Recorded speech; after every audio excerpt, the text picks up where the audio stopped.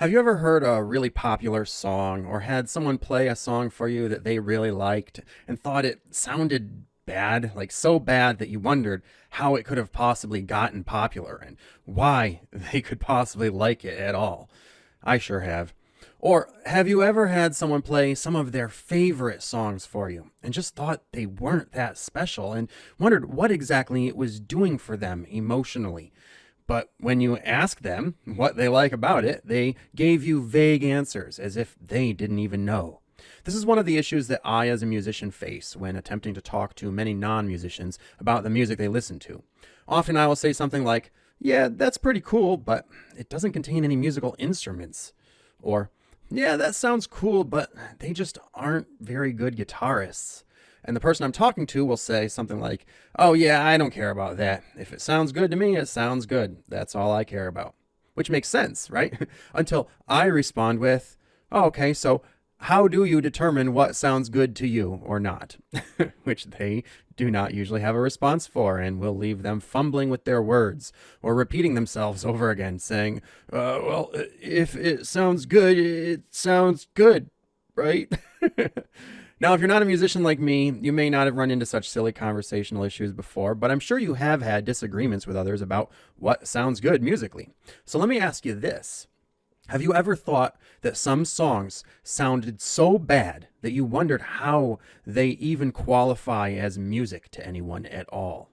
Because this is something I've heard from many people before, where they will deem any kind of music or art that they dislike as ugly and thus either bad art or simply not art. And if you have ever done this, you might be what is called a Philistine, which is someone who is ignorant to or hostile towards the arts, which is a perfect way to describe anyone who thinks that only the art they like is what qualifies as good art, or even qualifies as art at all by definition. There is a possibility that you might actually be right in your evaluation, though that is only possible if you are evaluating the art properly. So how do we evaluate music as an art form? What ways should we think about it? And what questions should we ask about it in order to properly evaluate it? Let's find out and explore how to properly analyze music as art from an academic perspective so that we do not get caught acting like ignorant and offensive lowbrow Philistines. First, before going into the extreme of acting like one of those types and saying something along the lines of, "This song sounds bad to me, so it isn't music," right? Or something like that, we must be able to define what music is exactly and thus what it isn't. Otherwise, we can't possibly qualify anything as being music or not. So, what is music really? Well, music is defined by Merriam-Webster as 1A, vocal, instrumental, or mechanical sounds having rhythm, melody, or harmony. Choral music, piano music, recorded music, etc.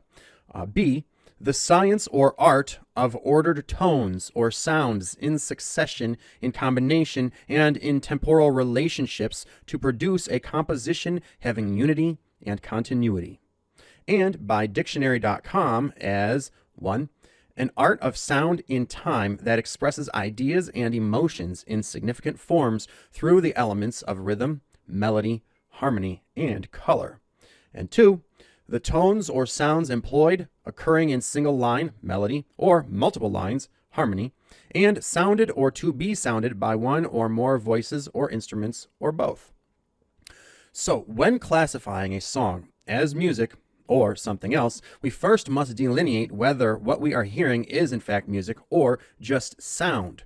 For only if something qualifies as sound and not music could we make the claim that it is not music at all. However, even then, it is important to keep in mind that even sound is still an art form. Some may even wish to go as far as to call something just noise, but even this too is still an art form. I have seen some very good sound and noise artists that create the sound effects and scoring for movies using some very interesting and creative musical instruments, or I guess you could call them sound or noise instruments, the crafting and use of which is almost a fine art in and of itself. So claiming that something is not music and just sound or noise does not actually make it not artistic, and to claim such would make you a Philistine. So what qualifies as sound and not music? Well, mainly things such as soundscapes and what is called ambient music, like those produced by Michael Stearns using analog and digital synthesizers. However, notice I called it ambient music, as it does have its own genre in the field of music, and some would call it music, though technically, since it does not possess many of the qualities or elements that fit the definition of music, such as timing, beat, rhythm, melody, harmony, etc., which I'll be getting into shortly.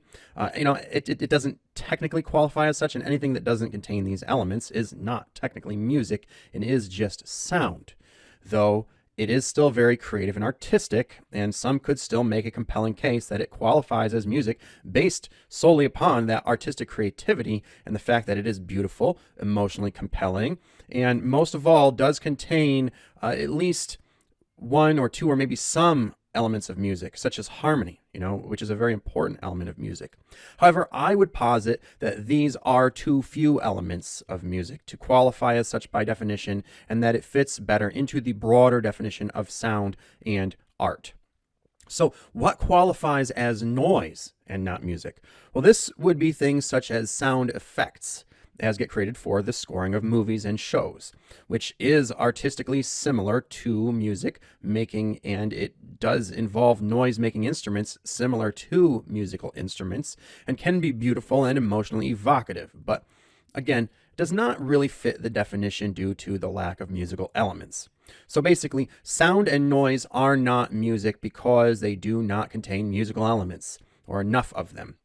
Now, one could also rightly make the case that percussion is a form of noise making, but since it is usually done in order to keep a beat or rhythm, and more often than not involves the harmony of other musical elements and instruments, it is usually classified as music, and rightly so, though in a rudimentary form, one could call it a form of noise or sound making. Noise making also gets incorporated into some other forms of music, such as electronic music, rap, punk, metal, and hardcore music, which can make them difficult to listen to for some people, but this doesn't actually make them less musical, creative, or artistic. And just because an art form makes you experience uncomfortable feelings, emotions, and psychological states at times does not make it an invalid art form, or less of an art form, but rather that is actually one of the purposes that art serves. So if you are listening to a song that becomes noisy and uncomfortable and difficult for you to listen to, before turning it off and just judging it as a bad song or bad music or bad art, I would suggest first turning it down to a more comfortable level to hear, and considering what the artist is trying to cause you to experience and what the message is that they are trying to convey to you.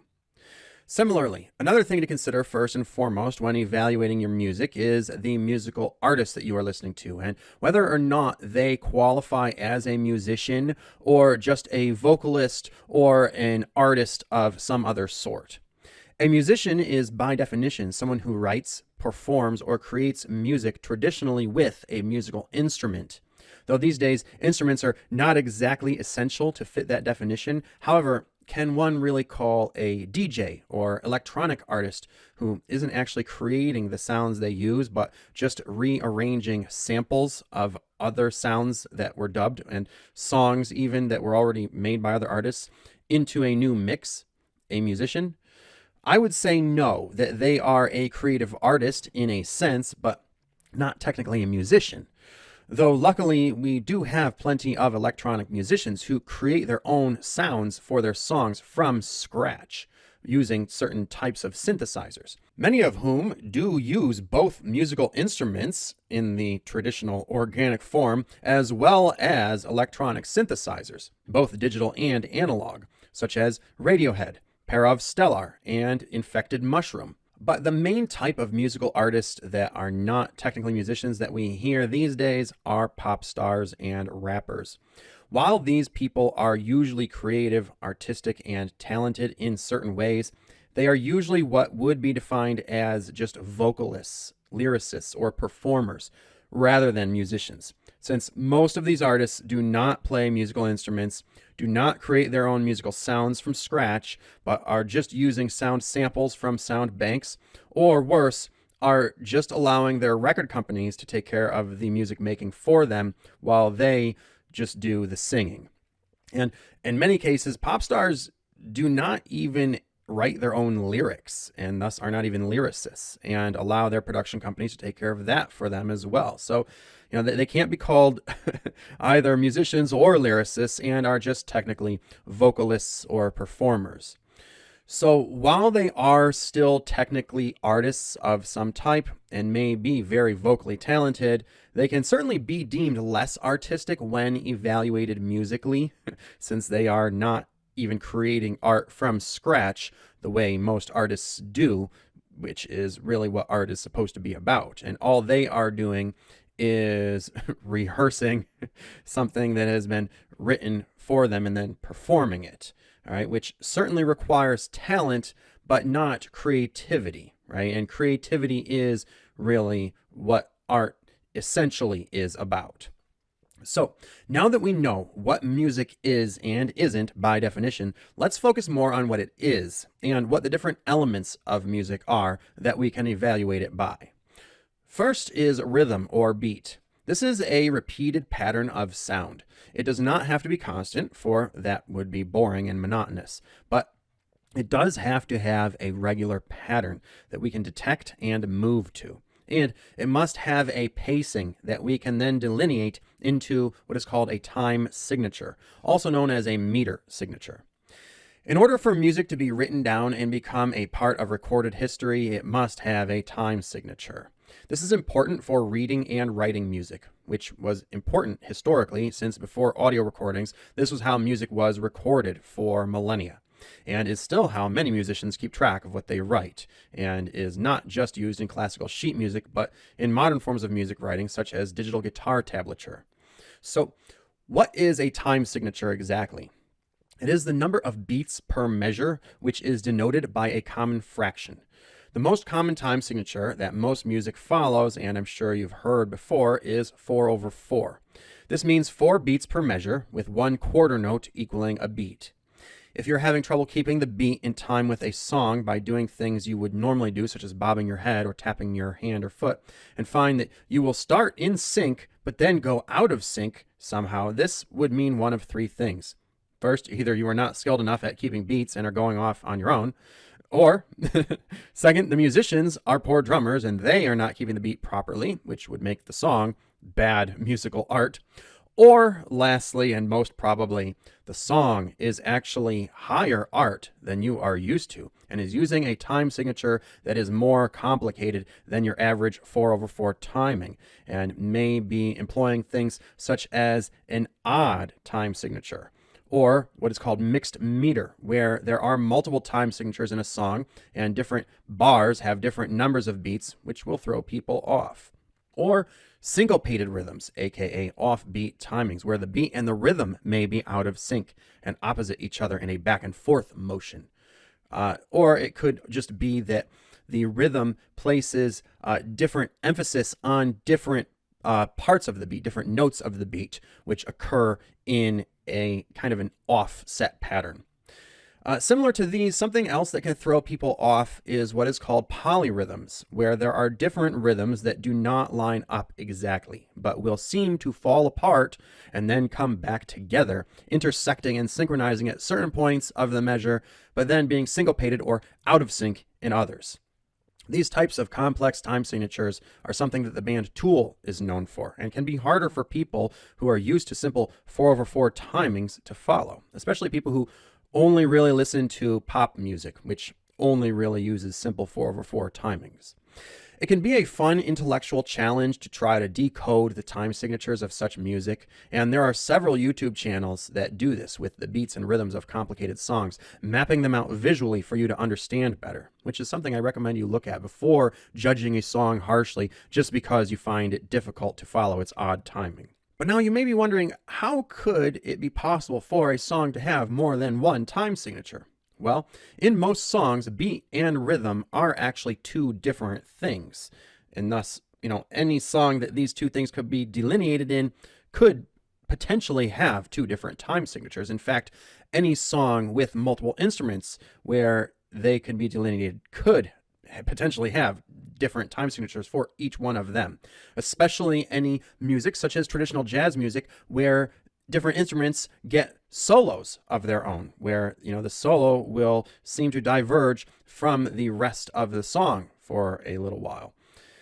But let's talk more about the beat and rhythm more fundamentally. The beat occurs from one or more percussion instruments, and so that's easy to be detected, right? And then the rhythm occurs from certain other instruments that are capable of producing heavier notes, usually, or combinations of notes called chords, such as electric guitars and bass guitars. All right. So usually the beat and the rhythm are what we bob our head to. We are usually going to be moving our head either to the drums, the heavy guitars, or the bass, or if you're not listening to a song with guitar and bass guitar, then it would be something else. It would be the percussion in the song, or maybe another heavier or lower sounding instrument. All right. So we instinctively know how to find the beat and the rhythm with our body and to move along with it. All right. And you will usually be doing that quite easily if those two things are happening. The beat and the rhythm are happening in exact direct synchronization. However, sometimes, especially in the music that I listen to, the beat and the rhythm do diverge a little. And that's when I will sometimes see people getting confused, losing it, and sort of when they're moving their head, they might go back and forth between the two, or at some moments not know what to do, right? And that's because they're not used to consciously keeping track of a time signature like I am as a musician, right? They're used to just subconsciously moving their head along with whatever the lower, heavier part of the beat and rhythm are, right? And they're also used to these two things being in direct synchronization, like in pop music or pop rock, right? But in many forms of music, these two things are not always going to be in direct synchronization, so it helps to learn how to consciously keep track of time signatures and to also then know what to follow along with in this song that is going to be keeping the most fundamental bass beat and the time signature that the rest of the band is going to be following along with most fundamentally, which would be, of course, the percussion. And in rock music, the easiest thing to follow along with is the hi-hat or the cymbal, right? That or whatever percussive note is being hit the most and the fastest. That will usually tell you what the time signature is. Okay. Now, that then brings me on to the next elements of music, which are melody and harmony. All right. After a beat has been laid down and a rhythm has been laid down on top of it and the timing is established, the next element to be added are harmonious melodies. Melodies are simply a sequence of notes, which usually come from what are called musical scales, which have different feelings that come from the interplay of different notes of different keys or tones. The major scale being one we have all heard of, which goes do, re, mi, fa, sol, la, ti, do. A melody that sounds very light and positive does so because it is usually based on the major scale, whereas a melody that sounds darker will usually come from a minor scale. And if a melody sounds exotic, maybe more Eastern, it's probably because it's coming from an Eastern scale. There's all different types of scales that you could get into if you were going to be learning, music professionally. But we don't need to do that here. So what makes a melody especially pleasing to listen to, though, is its harmony, which is the synergy and new sounds produced when two or more notes are played simultaneously. A melody without any rhythm won't sound very compelling, though. And a rhythm that has a melody played over it that is not in sync or in harmony with it will not be pleasing to hear and is what is called disharmony, discord, or cacophony, which means notes that do not go together musically and are just noise, like a child randomly banging on a piano. But when a melody harmonizes well with a rhythm, it is very pleasing to listen to. When you have multiple notes combined in harmony on a single instrument, it is called a chord. When you have multiple chords forming rhythms and multiple other notes from other instruments forming multiple other melodies in harmony with those rhythms, you will have a complete and complex song with enough musical elements to qualify as good art and be pleasing to listen to. Though there could certainly be a point where too much gets added and there are diminishing returns on the harmony, unless they are going to be synchronized very precisely, as in the case of a symphony or orchestra. But when it comes to making rock music, for instance, one will find that artists who continue to add more and more and more parts to their harmony will reach a point of diminishing returns, where the song becomes less beautiful and starts to sound a bit too busy and noisy. As stated before, some songs can employ more elaborate and complicated harmonies using multiple time signatures that intersect in what are called mixed meter and polyrhythms, which can be hard to follow at first and challenge us intellectually to detect the pattern and move along, which doesn't make the music less artistic, but only more so if it is done well, that is. When it comes to rock music, anytime this happens, the key is not to try to bob your head along with the guitar or bass, but the drums, usually the hi-hat, like I said, tss, tss, tss, tss, tss. Or if not that, then the bass drum, the heaviest, loudest drum, the kick drum, or whichever drum is keeping the bass beat, doom, doom, doom, doom, doom. Those are the primary few elements of music that are most needed to make a song, but there is still several more, and you will get a different number depending upon which teacher of music theory you ask. But for our purposes of evaluating the art of music, we do not need to be exhaustive. So here is a more definitive rundown of the rest that you really need to know. Tempo, which is the word used in music for the speed a piece is played at. Duration, the length of a note or piece. Tonality or timbre, the musical key in which a song is played, and the tone of the notes, which produce different feelings. Us guitarists, for instance, get very caught up in trying to produce a wide array of different tones for what are essentially the same notes that we want to, make sound different from one another, which end up sounding very different, as, for instance, a D note from a heavy metal guitarist versus a classical or jazz guitarist will sound like polar opposites. When different notes of different keys and tones are arranged in sequence, not only do you get melody, but also the next term, which is cadence. The feelings produced by different chord phrasings and progressions from start to end, and the tonal inflections they produce, involving feelings such as tension and release, produced by the interplay of major, minor, and other chords such as sevenths. For instance, a chord progression will sound different if it is ascending or descending, or if it starts with a major and ends with a minor, or vice versa, or starts with tension and ends with release, or vice versa. These different types of chord progressions will evoke different feelings due to the different cadence. And for those of you who wish to really get into music theory and analyze music as art, you may even want to know the terms texture, the way in which rhythm, melody, and harmony are combined, and the different parts of a musical piece and how they affect the feel of it. This is probably what causes most people to generally like or dislike a song, simply based upon the feel or vibe that it has, which is technically the texture. Or the structure, the way an overall piece is arranged into similar or contrasting sections. For instance, when a song sounds very synchronized and easy to listen to at first, but then progresses to become very complex at its climax, or maybe at that point gives each individual instrument a brief solo that diverges from the whole. The more elaborate the structure of a musical piece, the more one might be inclined to evaluate it as, quote, high art, like with classical music or jazz. And the dynamics, how loud or quiet the overall song is, as well as the individual parts and instruments in combination or contrast. For instance, I noticed when I went to see the Black Keys live that their usually bluesy sound became more like hard rock due to the greater emphasis of the electric guitar and drums apart from the other instruments, which were much louder than the other parts, unlike on their albums, causing a different, much heavier vibe and feel.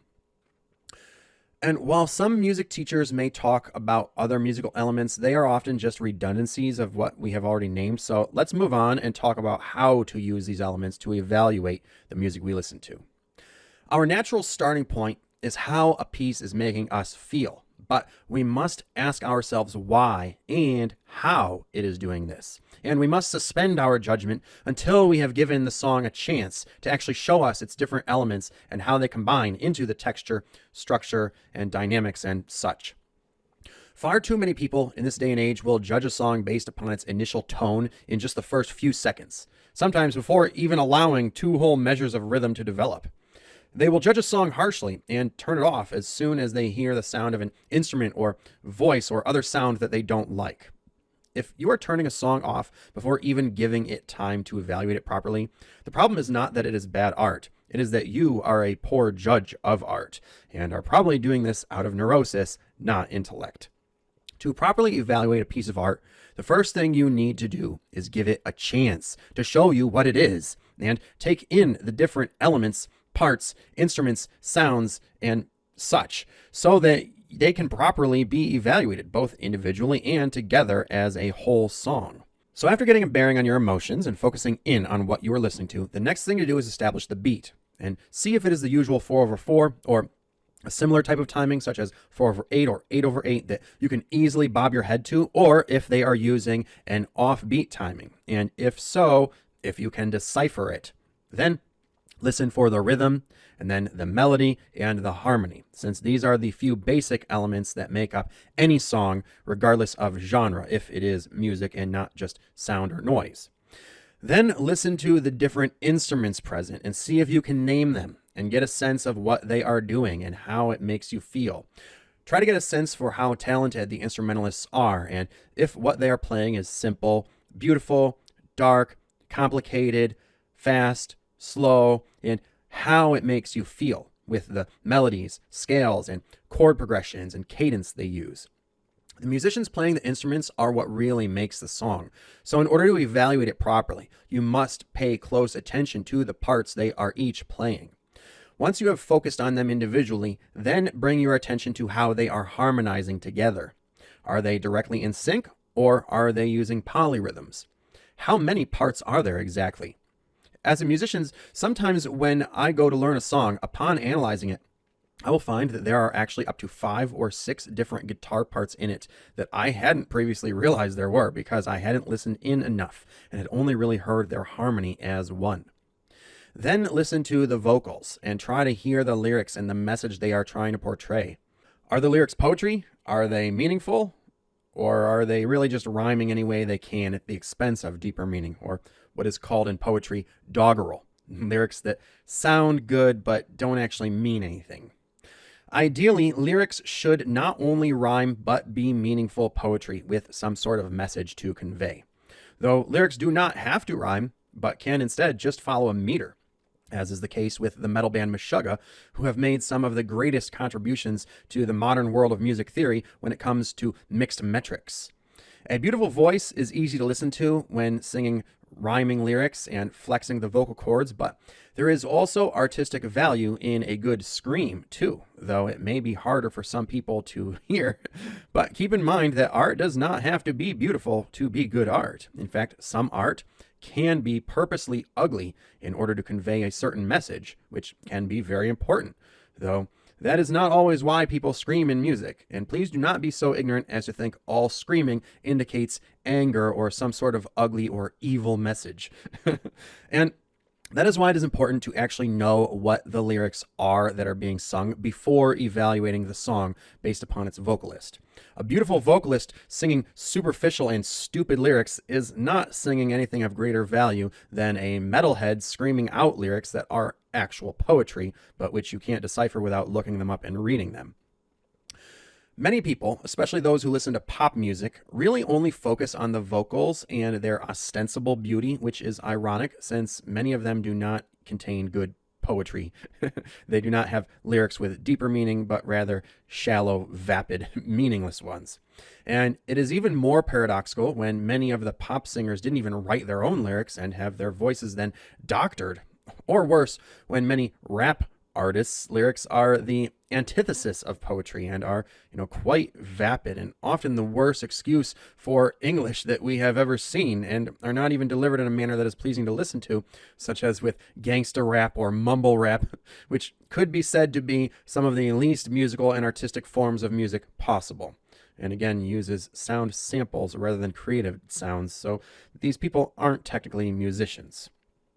Most of these forms of pop and rap music focus on production value rather than any other form of creative or artistic value, which is why, when evaluated properly under the definition of music and its elements, it could technically be said to be definitively bad art, and in some cases to barely qualify as music at all, but rather more of a collection of sounds and noise. That, of course, could not go for the entire genre as a whole, however, and each musical creator would have to be taken on a case-by-case basis, as there are, of course, pop and rap artists who are quite creative and artistic, especially independent ones that most people haven't heard of, such as Ana Tijoux, an indie hip-hop artist from Chile who is worth looking up if you would like to hear some extremely creative hip-hop that is made from real organic instruments and meaningful lyrics, though they are ones that you would have to actually look up the translations of in order to understand as an English speaker, which is important to do before evaluating them.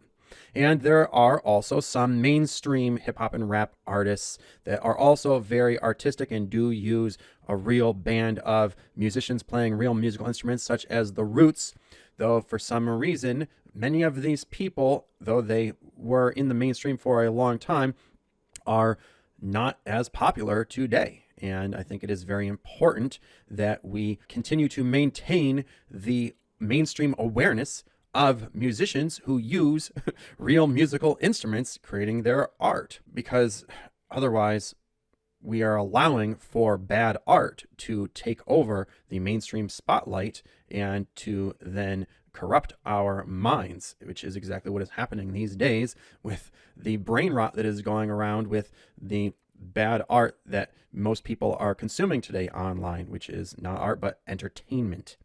Too many people will judge a song superficially based on its vocals and lyrics alone without even looking them up and reading them and evaluating and analyzing the lyrics as you would poetry.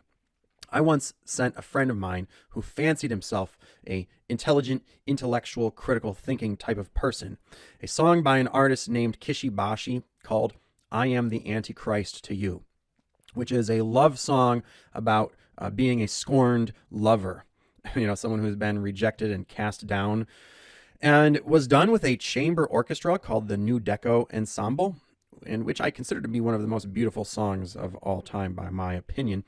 But my friend evaluated it solely based upon the one word in the title, Antichrist, which gave him a bad feeling, causing him to judge the song harshly and expose himself as an ignorant Philistine who I could obviously not trust the input of.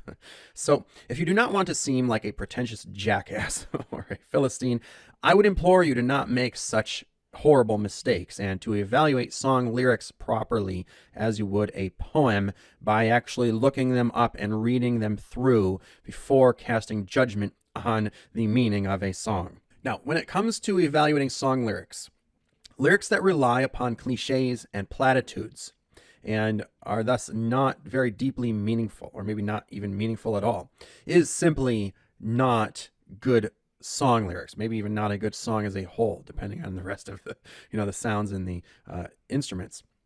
And no matter how much it may rhyme or how nice a singer's voice may sound, that just simply does not compensate for a song that does not have a good message or has a completely meaningless set of lyrics.